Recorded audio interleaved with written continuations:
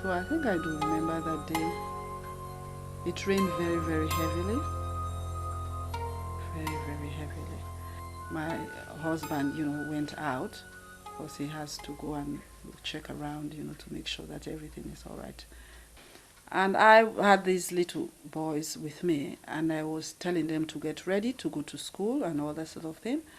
And then one of them took, the turn to go to school, because we had this roundabout with flowers and all that before you drive to go to the main street. And he took the turn and he came back running. I said, what is it? I saw people I knew. He said, the rebels have attacked. I said, what? He said, they've attacked. I looked around. I don't know what to do. And then all of a sudden I said, okay, I have to get hold of myself. What should I do? And this man came with bread. I said, I should buy bread. I bought bread. And when my son was in the cot sleeping, I took my son out, got him ready, and I told these boys with me, I said, just pack a few things in the bag. And I looked around. I looked at the things I had. I said, what's this? Where can I take this?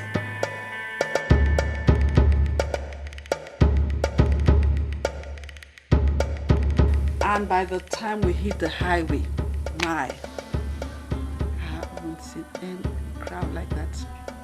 People. And people were begging. But the minibus we were sitting was packed full, How can you stop and take people? People were begging, walking. Some were walking with their beds, some with their suitcases, some with their this.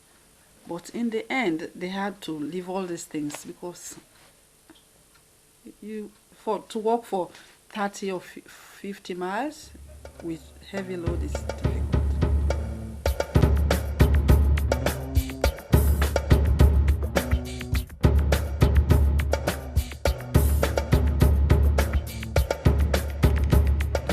All of a sudden we got up this morning because I was supposed to go to church. And because when coup happened, when you tune the radio, nobody talks, it's just military song. Then that's an indication that something has gone wrong. I was in my veranda and I started shouting to the lady who was next door. I said, what's happening? And he said, we don't know, we are confused, And then I saw this soldier. He had his gun coming, and the dog was out there barking. But I don't know why. Dogs don't want to see soldiers with guns.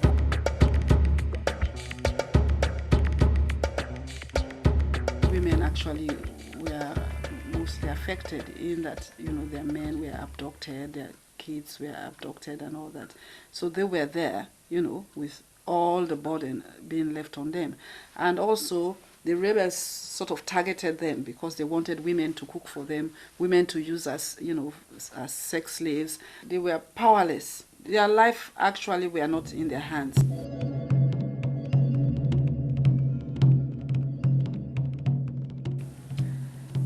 The boat was just going this way, swaying, left, right. People were screaming, people were praying. Storm at sea. I don't want to go through that experience again. And we got there at 7 in the morning. We were there. 8, the international waters, they started calling the Guinean authorities, asking for permission to dock. That's another story. We were there. Communication going on. The Guineans were not satisfied. They say, maybe they are rebels. They spoke in French, they spoke in English. And we were there. We ran out of water. We were there. People were fainting. We were there. No food. We were still there. And in the end, they allowed the boat to dock. And that was around 5 in the evening. Imagine coming to a strange country. The language is different. It is French. We are being used to English. And you get there in the evening when the place is getting dark. You are disorientated and all that sort of thing. You cannot communicate. And you're a single mom with a daughter.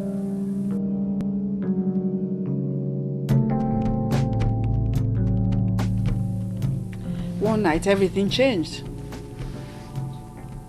because they started having their own little rebel attacks and all that, and so they panicked, and the head of state went on air and said, these refugees we have in our midst, they've brought prostitution, they've brought AIDS, they are stealing.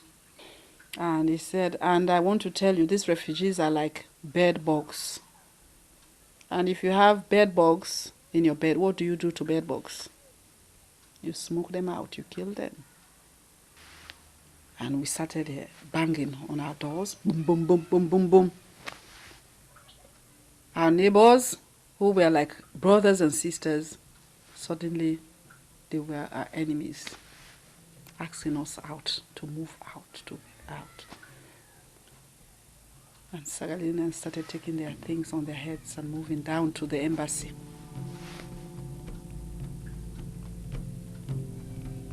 Beating, raping, killing. It was another phase, another war again. A different war this time.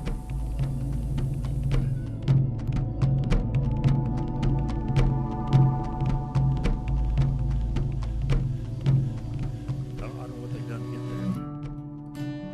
there. It's been a 10 years journey of being in the wilderness, you know.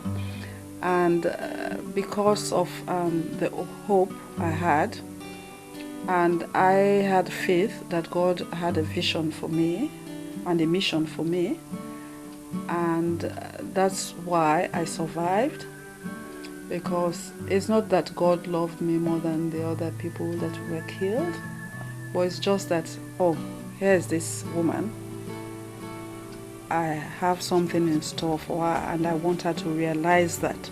That's why I'm sparing her life, you know. And I think because of the faith, that gave me strength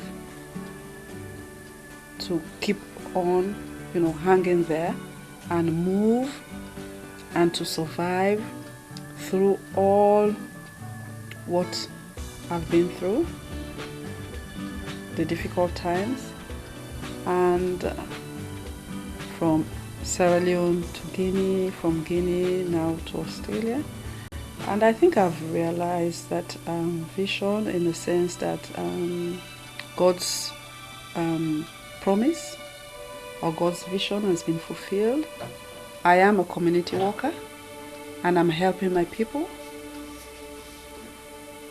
So that's it.